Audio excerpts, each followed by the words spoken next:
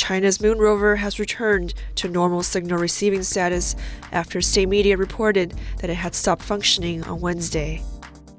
Prolonged exposure to direct sunlight on the moon's surface causes dust grains to eject electrons. Repulsion among the grains causes the dust to levitate. Lunar dust may have blocked one of the rover's solar panels from folding, preventing the rover from shutting down properly as it entered the extreme cold of the lunar night on January 25th. On February 12th, the official Xinhua news agency reported that the rover had lost communication with mission control.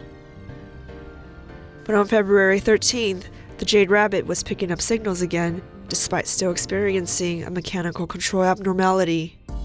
The Chang'e 3 lunar probe's technical team is still working to determine the exact cause of the problem in order to devise a repair plan.